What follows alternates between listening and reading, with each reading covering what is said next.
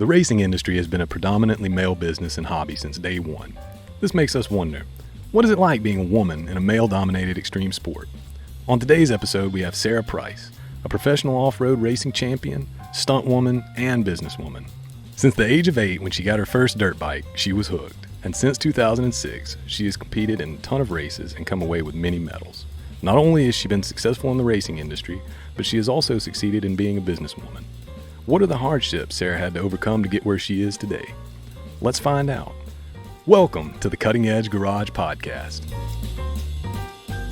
Sara Price, professional off-road racing champion, stunt woman, and business owner.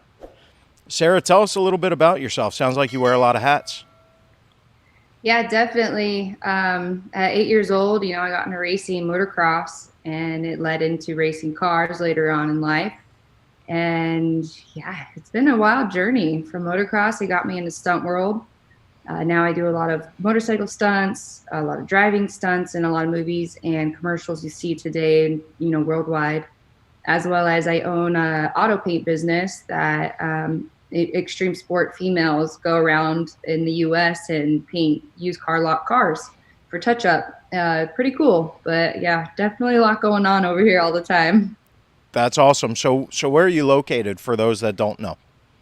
I'm located in Southern California. I live in Canyon Lake. So yeah, it's kind of my home base. I'm gone a lot of the time. Currently at my boyfriend's house. He races dirt bikes and a race called Dakar. So we're getting ready to go to the track today, actually, and go ride some bikes. Sounds like fun. You've been a very busy young lady since 2006. You've done a lot of things in the racing world and outside of the racing world as well. Walk us through some of the things that you've done. One of the reasons that I wanted to do this podcast with you is because I find you to be a very interesting person. And I think you've got a great story to tell, especially for all of the ladies out there, young girls that want to kind of follow in the footsteps of the path that you're blazing. So walk us through what you've been doing since 2006 to present. Well, man, since 2006, I've been just setting goals and trying to reach them, honestly. And it's forever changing. And also, one of the biggest things I've learned about the whole journey I've been on is adapting.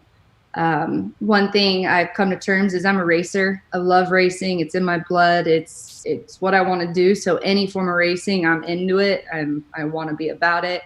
And that's kind of what's led me to where I am now. Opportunities keep arising and I take them for racing. Now I'm in side-by-sides, I'm on dirt bikes, I'm in trophy trucks, I'm in stadium super trucks, racing IndyCar. And then now I'm going to be racing Extreme E for Chip Ganassi Racing, who is a legendary NASCAR team and IndyCar team all around the world in a series called Extreme E. So an electric SUV vehicle. So that's going to be something completely new. Very excited about it because, we're basically F1, their electric racing series, the E-Cars is who's actually putting this whole series on. And it's the first series of its kind. So that'll be really cool. But yeah, in the process when, since X Games took out women and their programming for Super X, it was really tough to get sponsorship on dirt bikes. So what happened was I was kind of like, okay, this is what I spent my whole childhood on, everything I had, I put into racing these motorcycles, training every day, working towards it every day. And then at the light at the end of the tunnel, when it kind of dims out and you're like, wow, how can I make a living doing this? It gets kind of tough. So I started my paint business in the process, and my whole family is auto painters.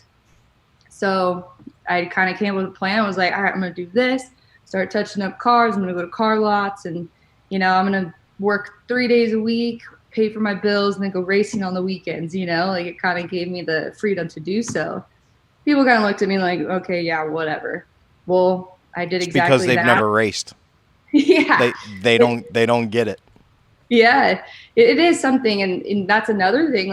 My whole business for Touch Up is extreme sport females so far, which is pretty cool, but they're all racers of some sort. So I have professional motocross racers, I have NASCAR racers, I have NASCAR commentators, the whole realm of badass females basically in my business. And the reason why it's kind of worked with them is because they're go-getters. They're determined. They're willing to go out there, get the work so they can pursue their dreams on the weekend, you know? And that's kind of like how I've built this business to help them in that realm. Cause it's kind of hard. Like if you're coming up in racing, if, you know, you're not racing NASCAR or street stuff, most of the time it's hard to make, you know, a true living doing it. So we got to get creative. And that's exactly something I've done in my life. One day I just got a phone call basically, hey, you want to do this cool Super Bowl commercial? And I'm like, yeah, I'm not doing nothing tomorrow. Well, all that work I put into motocross got me into the stunt world too. And now I transferred over to driving cars and racing cars. Now I'm doing driving stunts. And it's all kind of crazy how it works out. But definitely when you set your mind to something and you're determined to make something happen, it happens. Yeah, passion and determination go a long way. Definitely. I totally agree. From 2006 to present, what are you most proud of all of the really cool things that you've done? What stands out the most? I would have to say one is the business. Two is 2019 last year. I did an Ironwoman race for the Baja 1000. I wasn't just the one race. We were in the series points lead at that time, which was insane. And usually there's 3 drivers that share that race. I decided I want to do the whole thing while we're in the points lead. And a lot of people thought I was committing basically championship suicide by doing so. But I was like, you know what? I want to be responsible for this championship if we win it or not. If something happens in that 1,000 miles, I want to make sure it happens to me and not someone else in the truck when I worked that whole year to get there. So yeah. I knew I was saving my crew from basically being annoyed with me if I were to get out of the truck, because it wasn't like I was going to sleep. So yeah, we ended up doing it. We finished second that race and enough points to secure the championship. And that was unheard of. And that was the first female to ever win that type of championship and do it all the way through every single mile. Yeah. So for anybody that didn't catch on to what she just said, that's a 1,000-mile race. Takes place over 2 days. Is that correct? So we start, it depends. It took me 19 and a half hours in the truck straight. But they give us an allotment of, I think it's 36 hours we're allowed to do it in. Yeah. And to be the Iron Woman, that means that you're behind the steering wheel for that 19 plus whatever hours it takes you to finish. So congratulations. And that is, definitely badass for sure. Thank you. Yeah. Yeah. It was a wild ride. And you finished second. Was that correct? Yeah. So in the whole 2019 series, I got second every single race. So I was the most consistent racer out of the whole series. They ended up doing the calculations, which was pretty wild to hear. Because sometimes you usually in the truck racing and the trophy trucks, you get first or you get 10th because you had a mechanical, or you get first and you get, 6th or something. But there's never a consistency to desert racing, I guess you would say, because you have so many things up in the air that can happen. Mechanicals to changes on the course to people, getting into you, breaking stuff, not seeing. It just all adds up. So yeah, we ended up second every single race for the championship overall. So was that transition from dirt bikes to Baja trucks or trophy trucks, was that an easy transition or difficult? I had the Polaris Razor in between that, which is a UTV, and that kind of helped me learn and transitioned into 2 wheels when you're riding a bike to driving something. It's definitely, I had an advantage coming from dirt bikes for sure, because I knew lines, I knew throttle control, I knew the dynamic of the suspension and how it works when you do certain things, but I didn't have my body anymore to use to manipulate the car. So I had to learn all that, and it was a different world for sure, a lot of learning, but definitely caught on quick and the side-by-sides. And then one thing led to another. I wanted to achieve more and more and do more. So I got into the trucks, and ever since, we just keep trying to be our best we can. So was it just as easy for you being a lady going that route versus for the guys? I mean, were there any challenges there? You know, being a female in a male racing dominated world, I think you definitely have the first impression, like kind of like, oh, who are you? Like, oh, just a girl kind of thing. But it's actually been really cool through my career. I think people have that first impression, but then second, they're like, oh crap, she's actually fast. Oh She's a crap, she competitor. actually Uh-oh, works look hard out. at this. And so then they realized, wow, okay, it's no longer the girl. It's Sara showed up. We better bring her A game because she's been working hard and she's good at what she does because that's what she lives. So the respect level is, pretty high up now, and that's pretty awesome to see because, the whole girl thing, when I put a helmet on, I'm a racer, no longer a girl. That's awesome. That's awesome. So, tell us a little bit about the stunt part of the business. How did you end up, going down that road and then getting into cars as well? Pretty crazy. When motocross kind of started dwindling for the females, I got a phone call one day from a good friend, and he just was like, hey, one of my good buddies does all these Super Bowl commercials, and they need a girl to ride this motorcycle, and I only know two, so you interested? I'm like, I'm doing nothing, so why not? Let's go for it. So I ended up showing up to my first job. It was for Microsoft. Ended up being a huge spot. I had no clue that world even existed or what I was getting into. But from that first job, I got into the union. So the SAG-AFTRA stunt union and actors union. But yeah, then I got my first check and I was like, wait, you mean I get paid to do this cool stuff? Like, no way, this is awesome. And ever since then, just word of mouth, and the coordinator kept hiring me and still to this day hired me. And that was in 2013. I got into that world. And it just keeps happening. And I'm so grateful because, all these pieces make it happen for me to keep pursuing my dreams in racing. How do you keep that balance going? Because you've got a lot of balls in the air. I mean, it's that's a lot of, and it's not like I've interviewed some people that have a very similar history to what you have, but they did these periodically throughout their career. This is all happening all at the same time for you, correct?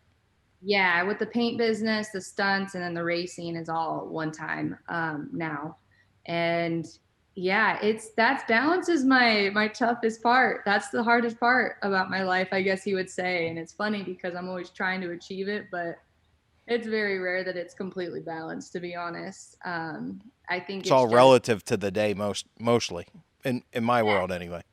oh yeah, totally. It's day-to-day basis for the most part, and scheduling, and making sure that what needs to have your focus at that time, you give it that.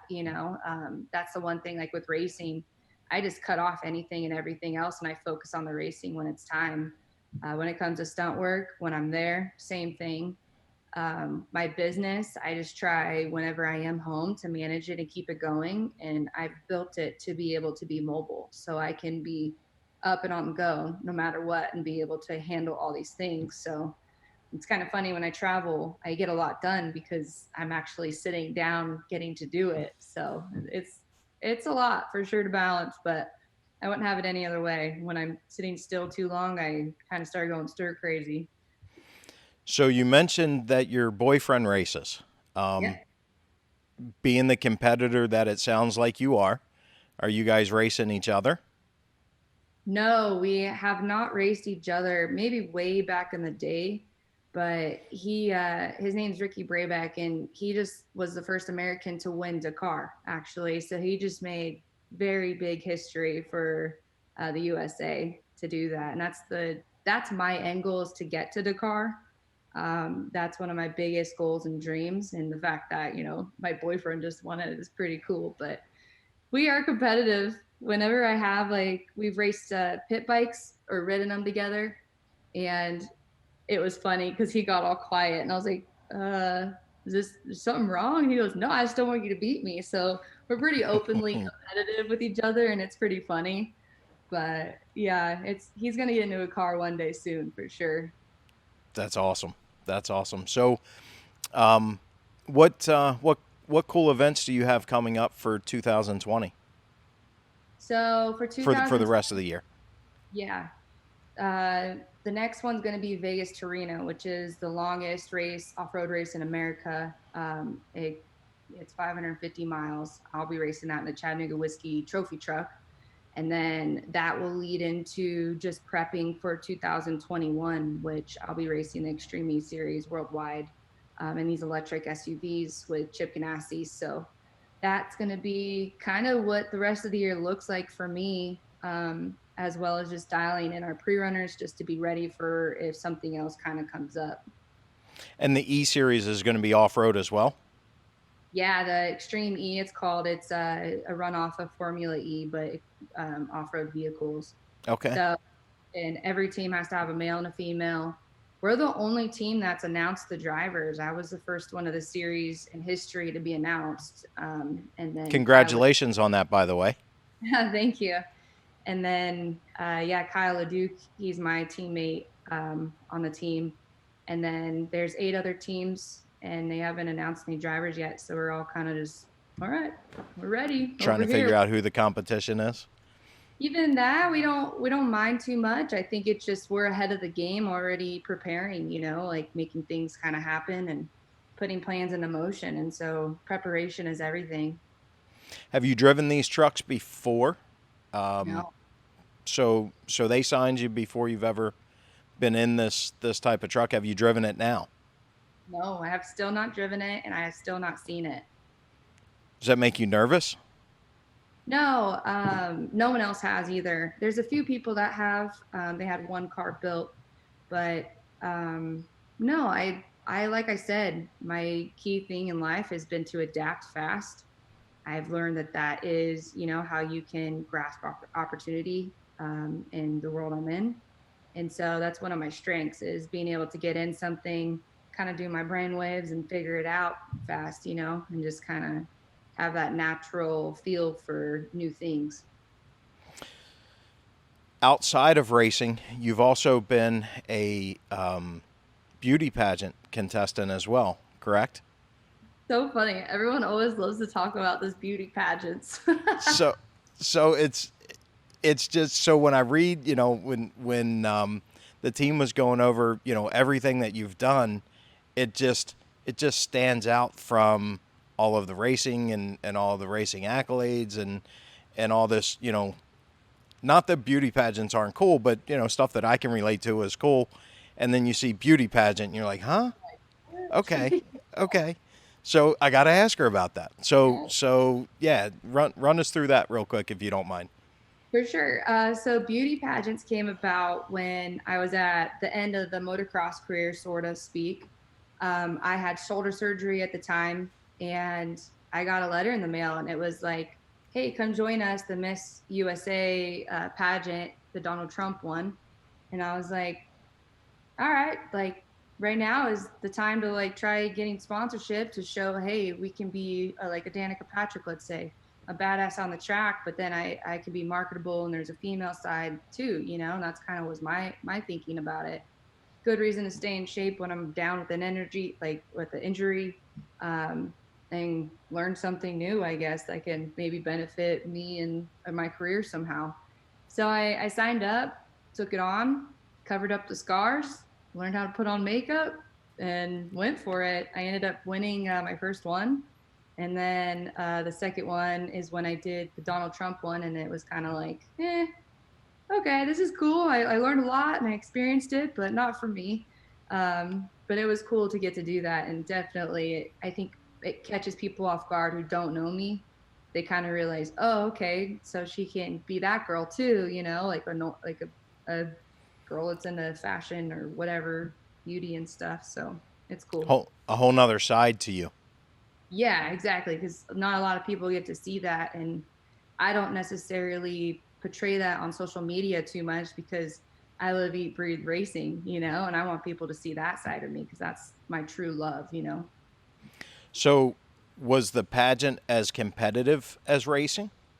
Yeah, and so political. It was like, oh my gosh, like one of the girls who I think won, they asked what was the biggest threat to society today or something going on like that. And she said bad grammar on Twitter. And then the other one was like to one of the judges at the time. And I was like, oh my gosh. I was like, Oh, this that is so rigged. that's funny. Oh, bad grammar on Twitter. Yeah, I Yeah. was like, that one? This makes no sense. Oh, that's funny. So, Yeah. what do you see in your future? You're still a young lady, correct? Yeah, I'm And I 27. know you're never supposed. So I'm sorry. Say that again, because I'm I wasn't 27. going to ask you. I was hoping you were going to volunteer. Yeah, I'm 27. Okay. You still look like you're 19, so you look very young. You still have a long career ahead of you. So, what do you see? What in looking at everything that you've done and doing the backstory on you before we did the podcast, it seems like there's a consistent theme throughout your life, which is I'm going to set a goal and then I'm going to find a way to go achieve it. So you seem like a very goal driven, that none of this that you've accomplished has happened by accident. You're driven to get somewhere. What's in your future? My end goal is, well, now to win Extreme, um, and then make history as first team to do so, as well as I want to get to Dakar, and I want to be first female to win that, as well as I want to win some trophy truck races. So those are my three, I guess, goals in racing, you can say. And then maybe later on, hopefully have my own race team. Would be really cool. And then just keep growing my business. Any particular type of racing that you would choose to have that team in? I Is it think, definitely going to be off road? Yeah. yeah, I would say so. That's where my heart is. I haven't done too much asphalt stuff. I did a hill climb before, but with the Hoonigans, but that was about it. So, and then now I don't know what, opportunities are going to arise with being a part of the NASCAR IndyCar Chip Ganassi team. So they're obviously very heavy in that realm of things, and maybe I'll be able to get to experience some new things as well. So we'll kind of see. I kind of, Okay. when I plan too far ahead in the future, it never ends up happening the way I pictured it, which is funny, but it always ends up being, you know, the new opportunities lead me to somewhere new. Awesome. Tell us a little bit about the Hoonigans thing. What did you do with them? So the Hoonigans, they had this contest, I would say now 5 years ago. And I was always friends with them. They're like, hey, you should sign up for this. So I did. I ended up winning it and we became very close. So I'm one of the actual Hoonigans athletes. And we're always just up to projects. Like we just did a Polaris Razor shoot the other day on their channel, and we took them to a dirt bike track and we got to jump these cars and I got to teach them. So that was really cool. Always projects, always stuff going on. And Okay. yeah. So, what would your advice be to? So I have 6 kids, Wow. four of which are girls. I also have a couple grandkids as well, Wow. and they're majority female also. So that's one of the reasons why I wanted to do this interview. My youngest daughter loves to ride her dirt bike. She's not really competitive or doesn't want to be competitive right now. She just likes to ride, so I'm not pushing that issue. But what would your advice be to, the young girls out there that are really interested in this and want to explore these avenues? What would your advice be? My biggest advice would be just get out there and do it. Who cares what you look like? Who cares who you're racing or riding against? Just go out there, do your thing, and be the best you can be, because that will just keep leading into more opportunity, like I was saying, and just keep taking the opportunities that arise and grow from it. And then little do you know that when you put that out there in the universe, it kind of comes full circle again and comes back to help you.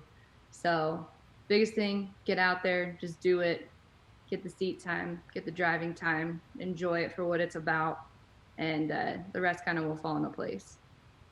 Awesome. Where do you derive your inspiration from? Ooh, everywhere, kind of. I don't have like when people say like who's your idol or something. I don't totally have one. I have a lot, and it's same thing. I've trained with a lot of trainers, and I can't say I do one thing a certain way as one taught me. I kind of pick all these little things from people that I really like or look up to, and I kind of just ball it into one. So yeah, I You just make it try. you make it you. Yeah. And I always try to do the right thing and always do what, you know, I feel I would want, like growing up, treat people how you'd want to be treated kind of thing. And so, I treat that all my sponsors and companies the same way, like I'm loyal. If I align myself with a brand, it's because I want to align myself with a brand that I know I can stick by for a very long time. And it means something to me and I believe in it. Awesome. Um, what do you want people to know about you? Uh, I don't know. I guess just I like to have fun and adventure, and uh, I only like black and white colored clothes hangers. That's an interesting fact. I've never heard that before. So, Little OCD sometimes about weird stuff. But yeah, yeah, black and white clothes hangers. Okay. I love black and white everything. Like if you see my razors and all my cars and trucks and stuff, everything's black and white. Is that like a little borderline OCD thing, or I just like it. It looks clean, and I like my SP toolbox. Even the same thing, like it's just black all and white. white? It attaches the car. It looks so cool next to it. That's awesome. Okay. Yeah. Okay. I wasn't expecting that one for sure. Yeah, there's a lot of little fun facts. I'm pretty hyper for the most part, but it's crazy when you see me race. I, it's just this. It's like yoga for me. I calm down, and you won't hear me say a word, honestly, which is kind of funny. All my navigators are like, "You don't say much," and I'm like, "Yeah, I'm just I'm kind of in the focused." zone. Yeah. Yeah, and so it's my medicine, I guess you would say, to kind of straight and narrow me out to not be thinking about 100 things at one time. It's when I apply myself and flip that switch, I call it. It's just all that focus in one spot. What is it about Baja that attracts you? The unknown. You never are prepared for Baja.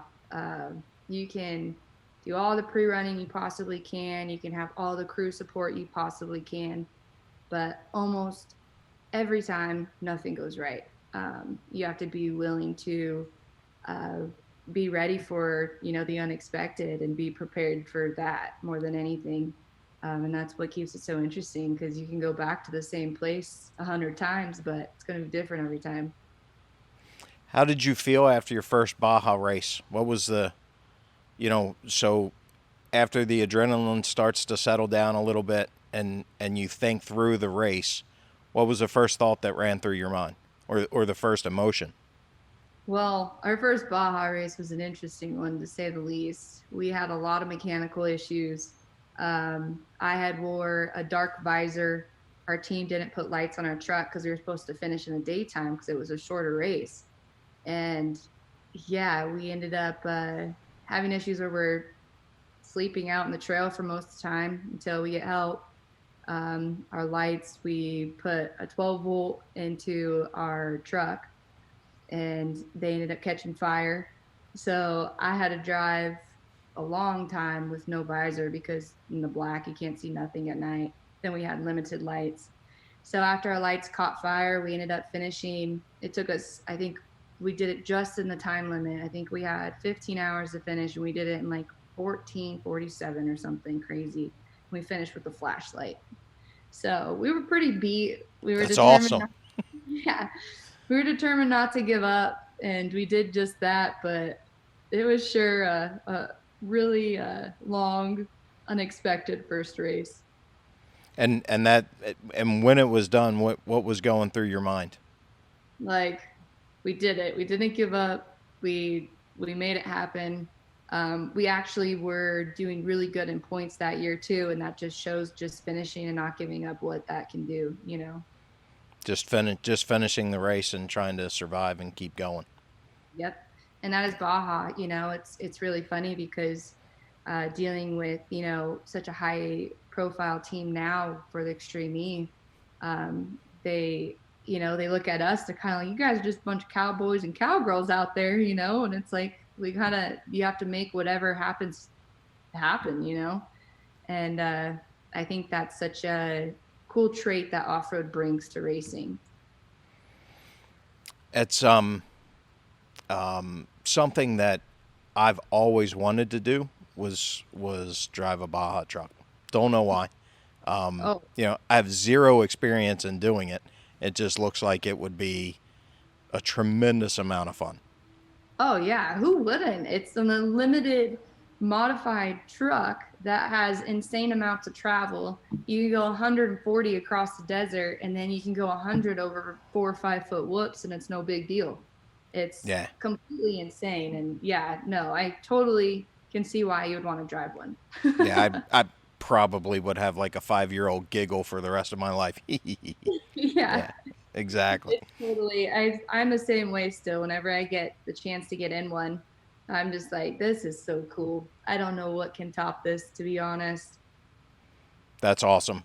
I'm really glad that you're so passionate about what you do and you love it. I've met people in the racing industry that it's become a job and no longer a passion, if that makes sense. They're good at what they do, but it literally has become a job, and they don't derive the enjoyment from it that they used to. And so it's really cool to see that, look, or it at least appears that you still do anyway. Yeah, no, I for sure do. And that's something that, you know, I've done a lot of learning this last few years is surround yourself by people who consider it the same for them. You know, like I want my mechanic to be just as passionate. I want anyone who's going to be around to be that same way. And yeah, it's something I definitely love. And motocross taught me a lot of that. That was a big journey in my life and a lot of learning curves. You know, when I came out of that, I was like, okay, how do I make money? How do I get to do what I still love? And then created the paint business. And when I go to paint, it's work, you know, but I still love it. And then when I go racing, it's not too much work, even though it costs a lot of money to go racing. You know, I have to make sure sponsors are happy and work for them as well. But it's not my only thing I have to worry about for work. You know, my work actually covers my bills. My racing covers my racing. So. We work with a lot of motorcycle shop owners in what we do. In addition to SP Tools, with what we do with tech, so we do a lot of tech support for one of the Italian race bikes, and a lot of the guys and gals that own race shop or motorcycle shops sell bikes so that they can make enough money to go racing on the weekend. Literally, no exaggeration. It's that same passion, and most of them are broke. Ironically, they're spending, you know, every dollar that they make during the week either fixing bikes or selling bikes on the track, racing them on the weekends, and then, you know, wash, repeat. Yep. Yeah. That is racing for you. Motorsport racing at its finest, and especially off-road racing. It's not something you get into to think you're going to get rich or not spend any money, because you definitely are going to be spending some money. And it's funny because even in the stunt world, you know, they both complement each other. People are so curious about my racing when I'm working stunts, and then vice versa. But even the stunt people are like, wait, so what, you don't make money doing that? No. Why do you do it? I'm like, that is the question that only people in it can ever understand. Yeah. And it's something you'll never experience or get to do ever. Like, nothing can compare to it at all. How has and we talked about this a little bit before we started. How has COVID impacted Baja? So you mentioned they canceled some races. How's, you know, what's the overall impact? I was actually down in Mexico racing a race when COVID really hit America. We were driving back to the border after our race, and I'm talking to my family and we're talking to friends, and they're saying how bad it is here. We're like, really? Well, it's normal down here. So we went to the border, turned around, came back, and we stayed down there for a week as COVID kind of happened more in the US. And then it started to slowly kind of break into Mexico. And now it's pretty heavy in Mexico, where I don't see them racing the rest of the year because of it. The Mexican government doesn't want that there. You know, they want everyone just kind of doing their thing right now. But yeah, all our races have been canceled. There's been a few that have happened when they've had the, you know, upside of the COVID, when the government kind of takes the bans and stuff away. But most of the time it's been figuring out stuff, content, fun things to do in the car. And we've been living in the desert, to be honest, to just have fun while we can. And then, yeah, now it's back to racing again, sort of it's sounding like, but we're still unsure. So it's 50-50. Okay. What about spectators? Limitations there, or, you know, Yeah. what's going on? Do you have spectators or Not nothing? really. We do. But in Baja, it's insane amount of spectators. In the States, not so much. Everything's kind of regulated. So in the States, it's going to be really easy to not have spectators. But for these other races, Extreme E, we already are not going to have spectators. So it's going to be just televised and basically airing all over the place around the world. So people are going to be able to watch it. But yeah, no, the spectators, definitely there's a limit on all that stuff. But you know, we go to the dirt bike track and it's normal. So it's just interesting. I don't know. Some places are different. We live by the beach. We're on the Gulf of Mexico, so go to the beach any given Saturday, and you wouldn't know that there's COVID anywhere. Strange. Anyway, I went to the beach this last weekend, and just driving down PCH, I was like, there's so many people here. There is definitely like people who are not thinking about COVID at all. yeah. Because there were a lot of people. I'm still waiting to see someone swimming with a mask. I still wanna see that. That's gonna be bicyclists with them and motorcycle people, and I'm like, that has to be so hot. Like, you have a helmet on. I'm like, take it off. Like, you're making me hot. I can't make it through Publix. I couldn't imagine being, you know, having a helmet on with a mask on. I just couldn't imagine it. Yeah, me either. Oh well. Yeah, there's going to be something new for sure to kind of see what the world evolves into, because I think the masks are here to stay. So everybody that wants to check out Sara, they can find you where? My website, sarapricemx.com, and all my social channels are Sara Price MX too. But yeah, we're always putting out cool content. We're always doing stuff, and so you guys can be a part of the ride. And you're on Facebook, Instagram as well. Yeah. Facebook, Instagram, YouTube, LinkedIn, and yeah, my website. Twitter?